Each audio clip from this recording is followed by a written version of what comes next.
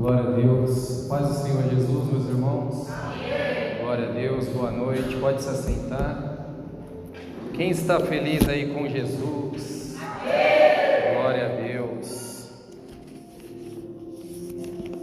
Meus irmãos, quero compartilhar uma palavra aqui que Deus colocou em meu coração. Romanos capítulo 4, a partir do versículo 1. Glória a Deus. Última vez que eu tive a oportunidade de ministrar, Deus colocou uma palavra no meu coração sobre fé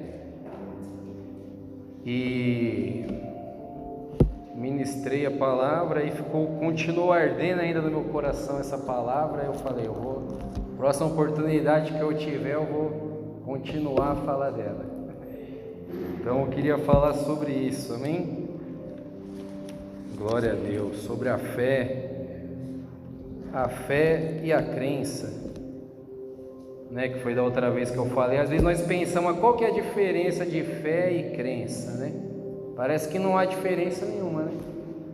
Mas assim, dentro da palavra nós vê que a fé é uma coisa e a crença é outra, né? Você vê o próprio Paulo, um período da vida dele, ele viveu com uma crença, né?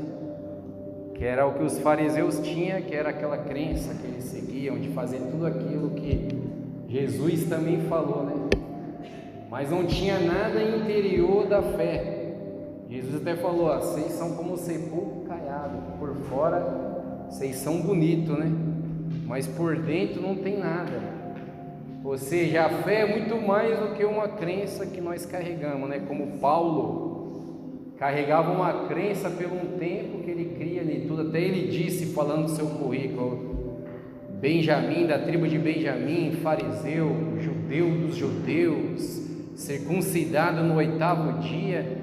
Mas de fato ele não tinha fé. Precisou ter um encontro no meio do caminho de Damasco com Jesus, para ele poder ver a glória de Jesus ao ponto de ficar cego, para depois passar a enxergar e sair com o seu coração cheio de fé, falando daquilo que ele tinha visto e testemunhando, né? Então, quem achou aí, diga amém. Glória a Deus. Vamos ler versículo 1, se puder deixar aberto aí a Bíblia, que nós vai lendo, para não ficar muito longa a leitura. No decorrer nós vai lendo, que diz aqui, capítulo 4, versículo 1, que diremos, pois, ter alcançado Abraão nosso pai, segundo a carne? Porque se Abraão foi justificado pelas obras, tem que se gloriar, mas não diante de Deus, né? Paulo está dizendo de Abraão, quando ele alcançou, recebeu o chamado de Deus na terra de Ur dos Caldeus. Aí ele está dizendo, né, que diremos, pois, de Abraão? Abraão alcançou segundo a carne, ou seja, pela sua própria vontade, né? Aí ele diz, se Abraão foi justificado por isso, ele não tem que se gloriar. Ele tem que se gloriar, aliás, mas não diante de Deus. Pois que diz a Escritura, creu Abraão em Deus e isso lhe foi imputado como justiça. Ou seja, ele está dizendo aqui, fazendo uma referência a Gênesis capítulo 15, quando Deus chamou Abraão e fez uma promessa para Abraão que a sua posteridade seria muito grande, né? Que ele seria abençoado. Abraão, já da idade avançada, ele fez a promessa que Abraão teria filho. Abraão tinha já da idade de 100 anos, quase 100 anos, e Sara também sendo estéril de uma idade avançada. Então imagine só, uma mulher, além de ser estéril, ela ainda tinha a idade avançada, duas dificuldades. E Abraão também. Mas Deus fez a promessa para Abraão quando Abraão ainda era Abrão, que o nome dele ainda era Abrão. Só em Gênesis capítulo 17 que Deus foi trocar o nome de Abrão para Abraão, acrescentou um A no nome dele, e o nome de Sarai para Sara, ou seja, tirou um I, para você ver que Deus faz na nossa vida quando é necessário. Muitas das vezes, quando é necessário acrescentar, Ele acrescenta, mas quando é necessário tirar, Ele também tira. Você vê que para Abrão Ele teve de acrescentar um A, agora vai ser Abraão, porque ele seria pai de nações, de multidões. E para Sarai ele teve que tirar um I, e agora vai se chamar Sara. Então muitas das vezes Deus vai acrescentar algo na nossa vida, e muitas das vezes também Ele vai tirar. Nós precisamos estar dentro do propósito daquilo que Deus tem para a nossa vida. Como a palavra de Deus diz em Eclesiastes, há tempo de ajuntar e há tempo de espalhar. Então nós precisamos saber qual que é a estação que nós estamos vivendo, aquela de acrescentar ou aquela de tirar. Porque muitas das vezes nós só queremos acrescentar. Senhor, acrescenta mais fé, acrescenta mais isso, acrescenta mais aquilo, mas nunca nós vamos orar para tirar. Só vamos orar para Deus tirar a enfermidade, só as coisas ruins. É óbvio que nós temos que orar para isso, né? Mas muitas das vezes Deus quer tirar algo que impede de nós chegar no propósito na qual Ele determinou. Então você vê que Deus fez a promessa para Abraão, e a maior dificuldade na vida de Abraão não era ele ser da idade avançada, e não era Sara também ser da idade avançada e ser estéril, porque para um Deus criador do céu e da terra, isso não é nada. Ele pode realizar milagres e prodígios, mas a maior dificuldade que Abraão tinha consigo mesmo era de crer. Porque Deus fez uma promessa, e se Deus fez a promessa, Ele é fiel para cumprir. Por isso que a Bíblia vai dizer que creu Deus em Abraão, ou seja, ele creu. Quando Deus prometeu para ele creu e tomou posse. Aí a palavra de Deus diz, e isso lhe foi imputado como justiça. Ele crê, ou seja, ele agarrar a fé naquilo que Deus disse. Por isso que Abraão é conhecido como o pai da fé. E para falar de fé não tem como pessoa melhor do que Abraão para poder falar de fé, que ele é o pai da fé.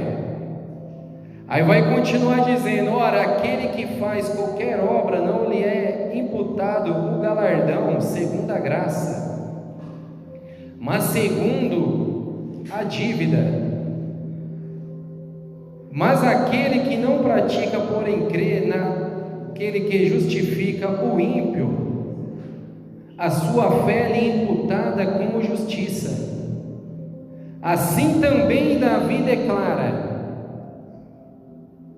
bem-aventurado, ou seja, feliz, o homem a quem Deus imputa a justiça sem as obras, dizendo: bem-aventurado aqueles cujas maldades são perdoadas. Está dizendo do perdão daquele que crê que Jesus pagou o preço e cujos pecados são cobertos. Bem-aventurado o homem a quem o Senhor não imputa pecado. Vem, pois, esta bem-aventurança sobre a circuncisão somente, ou também sobre a incircuncisão? Porque dizemos que a fé foi imputada como justiça a Abraão. Está dizendo da circuncisão e da incircuncisão, ou seja, de circuncisão era algo que era feito, partiu de Abraão. Quando Deus fez a promessa para Abraão, e no capítulo 17, versículo 11, Deus disse do sinal que Deus faria em Abraão, que era a circuncisão, e que Abraão deveria fazer no seu filho, que era, ou seja, cortar ali em volta o prepúcio que tinha no pênis do homem, e ali era um sinal que Deus fez como uma aliança, simbolizando aquele que creu, por isso que ele vai dizer, creu Abraão em Deus e isso lhe foi imputado como justiça, e vai dizer, essa bem-aventurança vem sobre a circuncisão somente, ou seja, somente sobre aqueles que ao 8º dia foi circuncidado, ou também sobre a incircuncisão? Porque quando Abraão creu em Deus, ele ainda era incircunciso. No capítulo 15 ele creu e foi imputado como justiça, mas no capítulo 17 ele vai mandar fazer a circuncisão daquilo que já tinha acontecido na realidade, ou seja, o crer de Abraão em Deus, pela fé, pela palavra e a certeza daquilo que Deus tinha dito para ele. Deus só fez exteriormente o ato simbólico daquilo que já tinha acontecido interiormente na vida de Abraão. Por isso que a Bíblia vai dizer que creu e foi imputado como justiça. Por isso que o crer, nessa circuncisão que foi vir depois que os judeus começou a fazer, só era algo exterior pela dureza do coração deles, de não crer como Abraão tinha crido, e somente ter a crença, como diz em Hebreus capítulo 4, que o evangelho também foi pregado aos judeus, mas de nada teve proveito, porque eles não misturou a palavra com a fé, ou seja, só ficou nos ritos e nos dogmas, naquilo que era exterior, mas não deixou interiorizar a fé em seu coração, ao ponto de ser como Abraão. Porque veja só que os judeus ainda tinham maior privilégio do que Abraão, porque eles tinham as escrituras e tinham o mandamento e todas as ordenanças daquilo que eles deveriam fazer. E quando Deus falou com Abraão, ele não tinha nada na mão, nem nada escrito, ele só escutou a voz, teve a certeza que aquela voz era a voz de Deus, ouviu que Deus disse para ele, sai da sua terra, da sua parentela, que eu lhe mostrarei. Ou seja, Abraão não viu nada, nenhum sinal, Deus não apareceu e fez algum milagre e disse, está vendo, Abraão, agora vai lá e me segue. Ou seja, ele apenas falou e Abraão não tinha nada na mão. Hoje ainda nós temos o privilégio de ter a Bíblia, que é a nossa bússola, que é o nosso guia, de nós poder olhar e dizer, eu vou caminhar desse jeito, opa, aqui eu não posso ir, porque a palavra de Deus vai contra isso. Mas Abraão não tinha nada na mão, somente ouviu a voz e disse, eu vou sair e vou ir para onde Deus ainda vai me mostrar, eu vou ir caminhando, pisando no chão da fé, para onde Deus ainda vai me mostrar. Por isso que vai dizer que ele é o pai da fé. Aí você vê que o propósito de Deus sempre foi esse, que nós andamos pela fé. Pela fé. E hoje qual que é essa circuncisão? A circuncisão é a circuncisão que acontece no nosso coração quando nós cremos na mensagem do Evangelho. Os judeus tinham de fazer a circuncisão lá no órgão genital dos meninos que nasciam. E hoje qual que é essa circuncisão? É a circuncisão que Paulo vai dizer no capítulo 2, aqui no versículo 28 e 29, porque não é judeu o que é exteriormente, e nem é circuncisão ao que é exteriormente na carne, ou seja, aquele que ainda faz a circuncisão na carne, ele ainda não é, mas é judeu, ou seja, é o povo de Deus, o que é no interior, e é circuncisão a que é do coração no espírito, não da lei, cujo louvor não provém dos homens, mas de Deus. Ou seja, ele está dizendo que a circuncisão hoje é aquela que acontece no nosso interior, no nosso coração. É quando nós cremos na mensagem e Deus tem que tirar aquele prepúcio do pecado do nosso coração, para que nós podemos passar a andar no chão da fé, nos passos como andou Abraão. Eu tenho a certeza que Deus falou comigo e eu vou andar nesse chão da fé, ainda que eu não veja, ainda que eu não saiba o caminho, ainda que eu não conheça o paradeiro, ainda que eu não saiba ainda a chegada, ainda que eu saia só com a passagem da ida, mas se é Deus que disse, eu vou andar nesse chão. Aí ele continua dizendo: como ele foi imputada estando na circuncisão ou na incircuncisão? Como Abraão foi justificado? Depois que foi circuncidado ou antes? Não na circuncisão, mas na incircuncisão, e recebeu o sinal da circuncisão, o selo da justiça da fé, quando estava na incircuncisão, para que fosse pai de todos os que creem, estando eles também na incircuncisão, a fim de que também fosse imputada essa justiça. Ou seja, está dizendo de nós, dos que creem, estando também na incircuncisão, porque hoje na carne nós somos incircuncisos, ninguém precisa mais cumprir esse rito, que só era um símbolo daquilo que acontecia, que quando Jesus viesse e o Espírito fosse derramado, todo aquele que crê receberia circuncisão no interior do coração, ou seja, nós seríamos alcançados pela essa fé e pela essa graça. Aí ele continua dizendo: e fosse pai da circuncisão daqueles que não somente são da circuncisão, mas que também andam nas pisadas daquela fé de Abraão, nosso pai, que tivera na incircuncisão, porque a promessa de que havia de ser herdeiro do mundo não foi feita pela lei a Abraão ou a sua posteridade, mas pela justiça da fé. Porque se os que são da lei são herdeiros, logo a fé é vã e a promessa é aniquilada. Porque a lei opera a ira, por onde não há lei também não há transgressão. Portanto, é pela fé, para que seja segundo a graça, a fim de que a promessa seja firme a toda a sua posteridade, não somente a que é da lei, mas também a que é da fé. Ou seja, não somente aos judeus, mas também a nós, que não somos judeus, que é da fé de Abraão, o qual é pai de todos nós. Então esse é o propósito de Deus, que nós andamos pela fé. O que é a fé? Hebreus vai dizer: a fé é o firme fundamento das coisas que se esperam e a prova dos fatos que não se vê. E eu gosto mais da tradução que vai dizer: e a convicção dos fatos que não se vê. Porque a prova dos fatos que não se vê dá ainda um pensamento de dizer: não, então é a prova do fato. A fé tem uma prova, ou seja, eu tenho que provar que eu tenho fé. Agora a convicção já dá mais a certeza.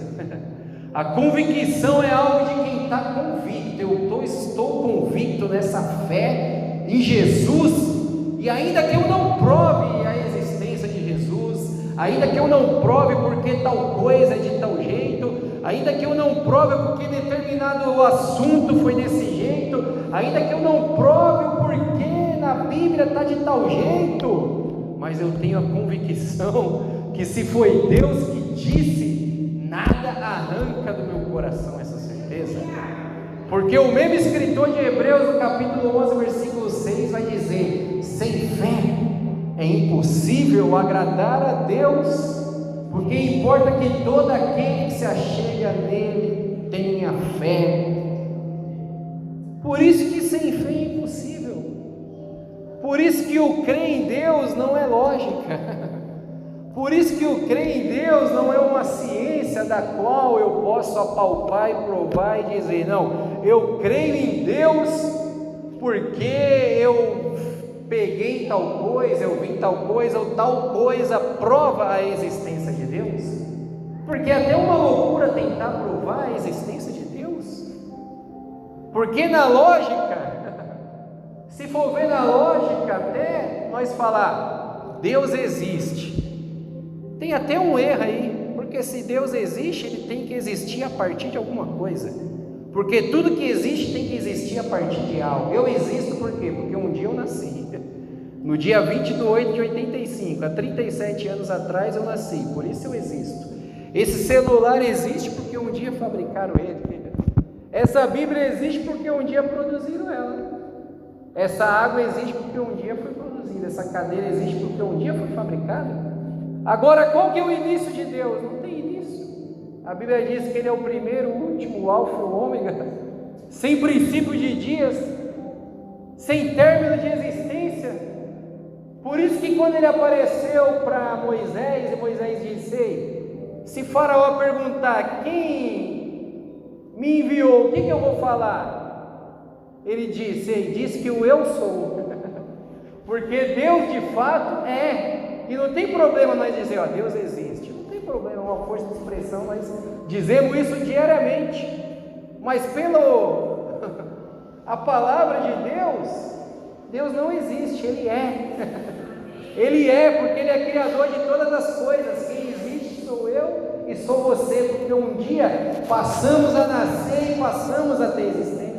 Esse mundo existe porque um dia Deus disse: haja luz, haja água, haja árvores, haja animais. Ele foi dizendo: haja, e passou a existir, passou a haver. Agora Deus é, porque Ele é eterno, sem princípio, sem começo, sem fim, sem contabilidade, assim que ninguém pode chegar e dizer: ei, Deus passou a ter um dia, ou Deus surgiu de tal. Deus é.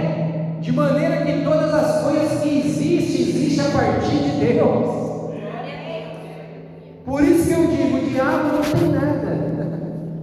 O diabo só é o maior pirata. Nós pensamos que lá o Quinchão, lá na 25, é o maior, né?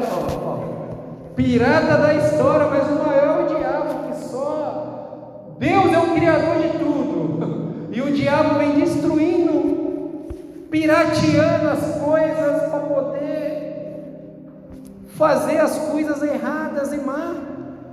Mas o diabo não é criador de nada, ele não tem poder de criar nada. O único criador de tudo é Deus.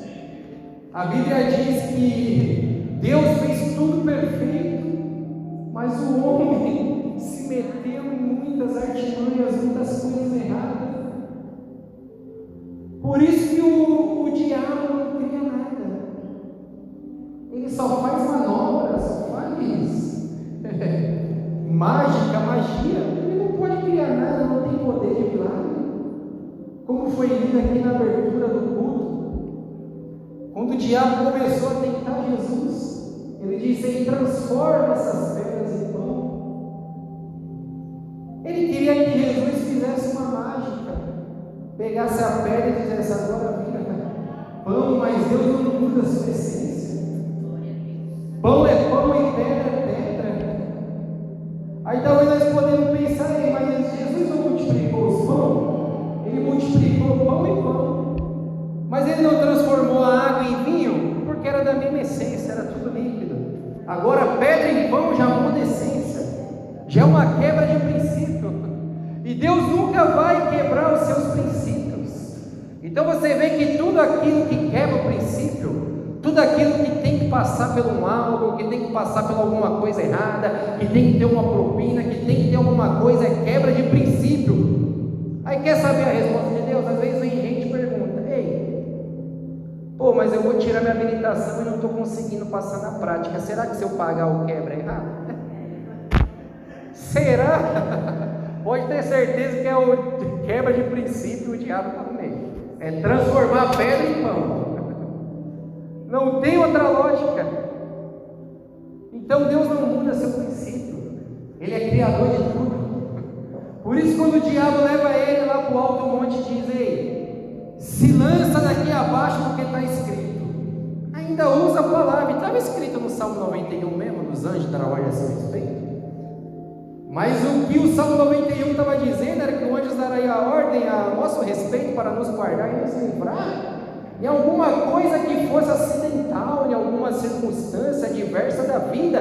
Ele nos daria livramento, não para uma loucura de alguém subir em um lugar e querer se jogar para poder fazer prova para Deus.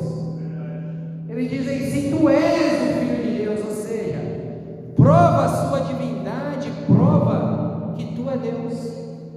Por isso que toda vez que nós queremos fazer alguma coisa para provar alguma coisa para alguém, é a maior loucura quando nós vemos alguém dizer: ei, eu quero ver se Deus não é nesse lugar. eu vou fazer tal coisa e vou orar e vai acontecer para provar que Deus é a maior loucura, está caindo na cilada do diabo. Nem Jesus quis provar a sua divindade, quando ele disse: se tu és o Filho de Deus, se joga daqui abaixo. Jesus não precisava provar nada para ninguém, porque Ele é. E quem é não precisa provar, quem é continua sendo. Quem é, a sua própria caminhada vai ser visível, palpável, e todo mundo vai ver sem precisar provar. Os rastros da caminhada, como Jesus disse, e os sinais acompanharão aqueles que creem, porque quem anda no chão da fé não precisa provar nada para ninguém. Na onde nós vai passando, vai ficando rastro, os sinais vai sendo provado, como Eliseu quando passava todo dia e tomava um cafezinho lá na casa da sunamita, e um certo dia ela conversando com o marido disse: ei, vamos fazer um quartinho aqui, porque eu vejo que aquele homem que passa todo dia aqui é um santo homem de Deus. Porque quem é de Deus, quem é da fé, não vai precisar provar nada para ninguém, os sinais vão acompanhar aqueles que creem. Aí você vê, vai continuar dizendo, como está escrito: por Pai de muitas nações te constituí, perante aquele na qual creu, a saber, Deus, o qual vivifica os mortos e chama as coisas que não são como se já fossem. E isso é tremendo, porque ele está dizendo aqui que Abraão creu, a saber que Deus vivifica os mortos e chama coisas que não são como que se fossem. Ou seja, está dizendo de Gênesis 22, quando Deus apareceu para Abraão e disse: vai lá, se tu me amas mesmo, vai lá e sacrifica o teu único filho Isaque, vai lá no Monte Moriá e sacrifica ele. Agora imagine só, Deus aparecer para nós ouvimos uma voz hoje e dizer: vai lá e leva teu único filho, né? Leva lá a Alexia, Priscila, e sacrifica no Monte de Guaianazes. Você é louco, era capaz de nós dizer: está repreendido, Satanás. Agora você vê, mas Abraão não disse isso porque ele tinha certeza e conhecia a voz. Se fosse nós, talvez nós diria isso. Mas Abraão, como ele conhecia e sabia que era Deus que estava dizendo, ele não cogitou duas vezes. Aqui vai dizer, porque ele creu a saber que Deus vivifica os mortos e chama a existência coisas que não existem, dizendo da esterilidade que o seu corpo era mortificado, e o de Sara também não tinha como ter filho. Então Deus chamou a existência aquilo que não existia, porque de uma mulher estéril não podia existir filho, e também que vivifica os mortos. Ou seja, de maneira que Abraão é o pai da fé, porque creu no que Deus falou e saiu caminhando na fé, e também é o pai da fé na ressurreição, porque na Bíblia ele foi o primeiro a crer na ressurreição. E Hebreus 11 vai dizer, versículo 17, vai dizer: pela fé ofereceu Abraão a Isaque. E aqui parece que dá uma contradição, mas Abraão não chegou a oferecer Isaque. Por que o escritor de Hebreus está dizendo que ofereceu Isaque? Porque, como eu disse, a fé começa a ser produzida no coração. Deus chama a existência aquilo que não existe. O sacrifício de Isaque não existiu, mas a determinação da fé foi tão grande de Abraão, que no seu coração Isaque já estava morto. Ele já saiu determinado que ia sacrificar Isaque, porque Deus tinha mandado. Por isso que o escritor vai dizer ofereceu, porque no coração de Abraão já estava oferecido, já estava morto. Como Pedro também diz aí, o cordeiro foi morto antes da fundação do mundo. Mas Jesus não morreu só na cruz, depois de vários anos. Mas por que Pedro vai dizer o cordeiro foi morto antes da fundação do mundo? Porque a determinação de Deus se entregar ao nosso favor já era tão grande que no coração dele já estava feito. Ainda que embora depois de muitos anos foi acontecer, mas para Deus já estava feito, já estava pago. Aí ele vai dizer: ofereceu Abraão a Isaque quando foi provado. Sim, aquele que receber as promessas ofereceu o seu unigênito, sendo-lhe dito: em Isaque será chamada a tua descendência. Aí ele vai dizer: considerou que Deus era poderoso para o ressuscitar dentre os mortos. Ou seja, a fé de Abraão, que saiu não como um assassino que diz: eu vou matar o meu filho, mas como um homem cheio de fé que diz: se Deus falou para me oferecer o meu filho, é porque Ele quer realizar um milagre. Eu vou oferecer Ele, porque eu vou ser o primeiro a ver Deus ressuscitar alguém dentre os mortos. De maneira que Abraão é o pai da fé na ressurreição. Veja só, o primeiro a crer na ressurreição. Por isso que ele vai dizer que Abraão é pai de todos nós. Porque embora Jesus foi vir depois de muitos anos, Abraão já tinha crido naquilo que iria acontecer muitos anos. Abraão, o pai de Isaque, o único filho, o unigênito, ou seja, uma representação de Deus mostrando que iria entregar o seu único filho unigênito. Mas quando chega no Monte Moriá, que Abraão levanta o cutelo, e eu tenho certeza ainda que, embora não está escrito, mas a fé era tão grande de Abraão, que Abraão levantou ali o cutelo, não como alguém pensando: será que na contagem regressiva 3, 2, 1 Deus dispara? Mas levantou como alguém determinado, porque o escritor de Hebreus vai dizer: ele ofereceu a Isaque, ou seja, no seu coração já estava feito, mas com uma fé grande de quem iria Deus ressuscitar dos mortos. Por isso que ele disse para o seu servo: ei, espera aqui, que nós vamos lá adorar e já voltamos. Abraão tinha certeza que ia no Monte Moriá e não ia deixar Isaque morto, mas que ia oferecer Isaque e ia voltar com ele ressuscitado. De maneira que quando ele levanta o cutelo, Deus brada do céu: Abraão, não faça isso, agora eu sei que tu me amas. Aí aparece um cordeiro é um carneiro, se não me falha a memória, que aparece lá no lugar, um animal, e Abraão vai lá e sacrifica, mostrando para mim e para você Isaque, representando também a humanidade, que deveria pagar o preço, mas que não tinha capacidade de pagar pelos seus próprios pecados, e Deus teve que enviar um cordeiro no lugar de Isaque, mostrando que a humanidade, nós, eu e você e todo ser humano que já viveu e que ainda vai viver na face dessa terra, merecia levar o que Jesus levou na cruz. Mas como Deus amou o mundo de tal maneira que nem João pôde escrever que maneira é. Ele disse: se eu colocar Deus amou o mundo muito, Deus amou o mundo é mais ou menos assim, eu posso estar pecando. Então eu prefiro dizer de tal maneira. Que maneira que é essa, João? Não sei, só sei que foi de uma tal maneira que não tem nem como eu explicar.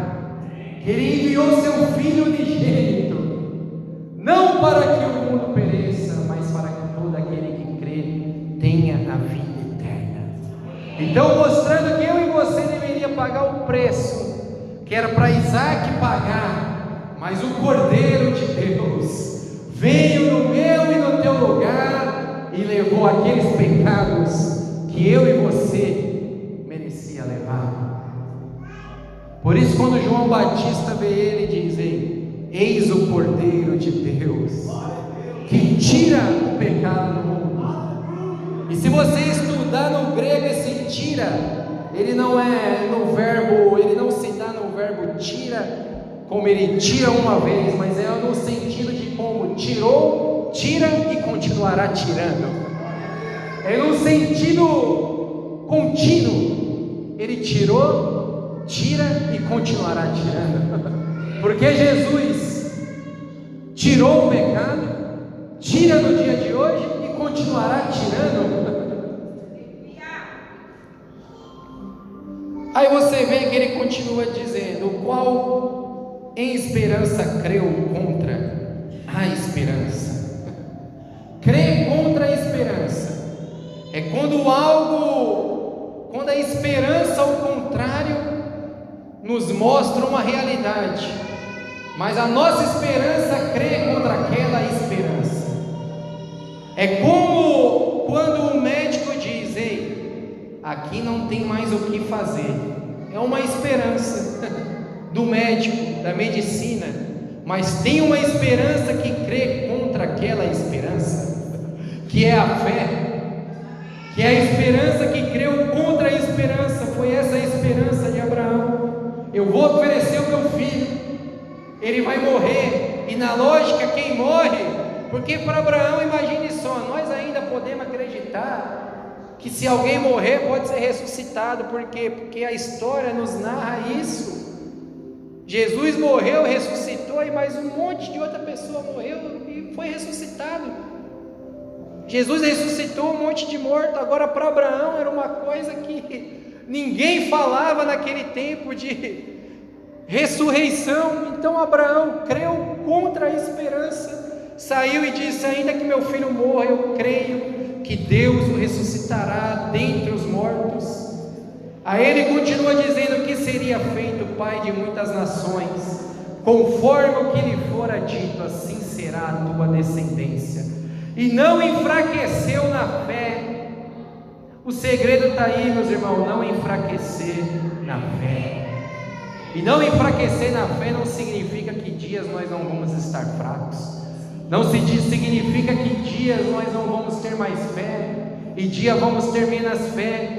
Mas não enfraquecer na fé, não largar a fé. Embora ainda esteja como Pedro e os discípulos no barco, e que Jesus olha e diz: ei, homens de pequena fé. Embora dias nós comece a gritar: Jesus, me salva daqui, esse barco vai perecer. Mesmo assim os discípulos não largou a fé, porque Jesus diz para ele: homens de pequena fé. Ou seja, por mais que a fé era pequena, mas eles ainda tinham fé. E o não enfraquecer da fé, não largar a fé, não abandonar a fé. Aí ele diz: nem atentou para o seu próprio corpo já amortecido. Ou seja, ele já tinha quase 100 anos. Imagine um vovozinho de quase 100 anos. Você vai ser pai, né? Quase 100 anos. O corpo amortecido, pois já era da idade de quase 100 anos. Nem tampouco para o amortecimento do ventre da Sara, que era estéril. E não duvidou da promessa de Deus por incredulidade. Ou seja, a fé não traz dúvidas. A fé não traz dúvida, porque a palavra diz que para se chegar diante de Deus só tem que ser com fé. E sem fé é impossível agradar a Deus. E Tiago vai dizer: aquele que tem falta de sabedoria, peça com fé, não duvidando, porque a fé não tem dúvidas. Nós podemos ter ignorâncias a respeito de certas coisas. Podemos dizer: eu não sei como que vai ser desse jeito. Falar: mas isso não é uma dúvida? Não, é uma ignorância. Deus falou tal coisa, eu não sei como é que é. Eu sou ignorante nesse assunto pelo fato de não saber, mas eu não duvido, eu tenho fé, porque eu creio mesmo ainda não sabendo, porque aquilo que eu encontrei, aquilo que agarrou meu coração, que a fé em Jesus é maior do que qualquer ignorância minha. Então mesmo ainda eu não sabendo, eu não duvido. Ele não duvidou da promessa de Deus por incredulidade, porque aquele que não tem fé tem dúvida, e aquele que tem dúvida tem incredulidade. Mas foi fortificado na fé, dando glória a Deus. Aqui está o segredo, meus irmãos. Quer ser fortificado na fé? Dê glória a Deus, glorifique a Ele. Por tudo que Ele faz, glorifique a Ele. Por tudo que Ele faz, seja grato, glorifique a Ele. Por mais um dia que tenha acordado, glorifique a Ele. Porque você tem uma esposa, tem um esposo, porque você tem uma mãe, tem um pai, tem um filho, porque você tem alguém do seu lado, tem um amigo, porque você tem um Deus, tem um emprego, tem saúde. Motivos não faltam para nós ser fortificados na fé. Só precisamos ser gratos e glorificar a Deus. E estando certíssimo, olha só a certeza da fé, estando certíssimo, embora ainda não sabendo, mas ele tinha certeza de o que Deus tinha prometido também era poderoso para fazer. Então creia numa coisa: o que Deus prometeu para mim e para você, Ele é poderoso para fazer. Não pense, mas será que Deus vai fazer? Não, esteja como Abraão, estejamos como Abraão, certíssimo que o que Deus prometeu, Ele é poderoso para fazer. Pelo que isso lhe foi também imputado como justiça. Ora, não só por causa dele está escrito que ele fosse tomado em conta, ou seja, não só por causa de Abraão, mas ele diz, mas também por nós, a quem será tomado em conta os que cremos naquele que dos mortos ressuscitou nosso Senhor Jesus Cristo, e o por qual nossos pecados foi entregue e ressuscitou para nossa justificação. Então ele está dizendo que também não só de Abraão, mas nós também, eu e você, olha só, já era para você se alegrar, porque ele está dizendo de nós. E Paulo não estava dizendo somente daqueles que estavam no tempo dele, porque a Bíblia é atemporal, ou seja, nós podemos ler crendo e sabendo e tendo a certeza que também é para nós nos dias de hoje. A quem será tomado em conta os que cremos naquele que dos mortos ressuscitou nosso Senhor Jesus Cristo. Deus ressuscitou Jesus. Então creia numa coisa, meu irmão, pode estar ruim agora, podemos passar dificuldade agora, podemos passar luta agora, mas crer em Jesus não nos ausenta e nem nos isenta disso. Jesus disse: e por mundo tereis aflições. Então as aflições, enquanto nós estiver aqui, nós vamos ter, mas nós temos que ter uma certeza que Deus ressuscitou a Jesus nosso Senhor. Esse é o nosso maior privilégio. Deus ressuscitou a Jesus, e se Jesus ressuscitou, nós temos a certeza que Ele pagou pelos nossos pecados, que Ele morreu, mas não ficou morto. Buda morreu, foi um grande homem que um monte de gente seguiu, mas continua morto. Então Ele não pode remir os nossos pecados, está dizendo, por os nossos pecados foi entregue. Allan Kardec morreu e continua morto. O monte daí morreu e continua morto. Mas Jesus morreu e ao terceiro dia ressuscitou e está vivo. A destra do Pai intercede por mim e por você. Por isso que nós temos a certeza que pelos nossos pecados Ele foi entregue. Ou seja, Ele morreu pelos nossos pecados. E diz, e ressuscitou para nossa justificação. Que de maneira Jesus morreu pelos nossos pecados. Ele morrendo era levando o meu e o teu pecado. Cada chibatada, cada furada, cada prego, cada martelada, a coroa, cada espancamento, cada cuspida, cada coisa daquilo foi por mim e por você. Mas Ele ressuscitou pelos nossos pecados, pela nossa justificação, aliás, morreu pelo meu e pelo teu pecado, mas ressuscitou pela nossa justificação, de maneira que Ele morreu levando o nosso pecado, mas quando ressuscitou com um corpo glorificado, está à destra de Pai, e essa é a maior prova que se Ele ressuscitou, apareceu para um monte, como diz Paulo, apareceu para Tiago, Pedro, para os principais apóstolos e para mais de 500 irmãos, dando testemunho que o fato foi verídico. Está à destra do Pai, de maneira que Paulo diz que Ele é a primícia dos que dormem, de maneira que um dia nós também morreremos, não vamos viver para sempre, mas temos a certeza que cada um daquele que amamos, que um dia se foi, um dia também iremos, ou quando Jesus vier, nós estivermos vivos, nós temos a certeza que Ele morreu, levou nossos pecados, mas ressuscitou, e está vivo, e nos justificou diante do Pai, de maneira que, quando Deus olha para nós, que se arrependemos, confessamos Jesus, Ele não olha pelos nossos méritos, porque Isaías diz: ei, a justiça de vós é como um trapo de imundícia. Sabe o que era um trapo de imundícia que era usado no antigo Israel? Era um pano quando a mulher estava na menstruação, era usado no lugar de absorvente, ou um pano também quando tinha algum leproso com alguma chaga, enrolava sobre aquele ferimento.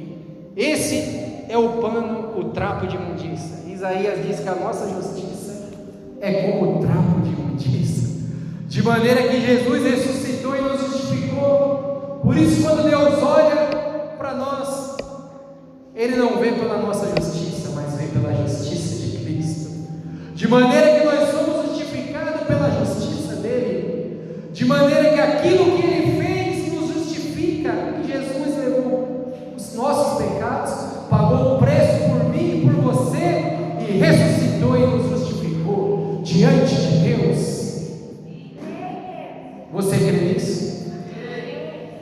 Será que ainda podemos crer ainda que Jesus morreu e ressuscitou? Porque às vezes parece que virou uma coisa tão banal, né? Às vezes parece que virou uma coisa tão... Porque nós vamos aí em igrejas aí por fora, e nós não vemos mais ninguém dizer que Jesus morreu, ninguém se alegra em saber. Nós vemos só um povo fazendo promessa de receber isso, receber aquilo, mas ninguém se alegra de saber que um dia Jesus pagou pelos meus pecados, ou seja, aquilo que eu não poderia pagar, que nenhum recurso da terra poderia pagar. Jesus disse que adianta o homem ganhar o mundo inteiro e perder a sua alma.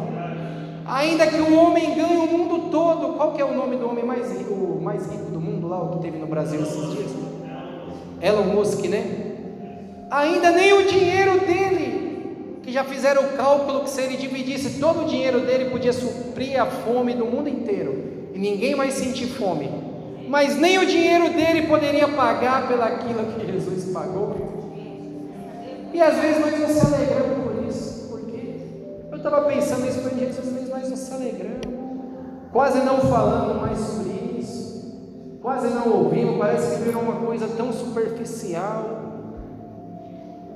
Deus pode fazer na nossa vida, pode nos dar, não só pode, como nos dá.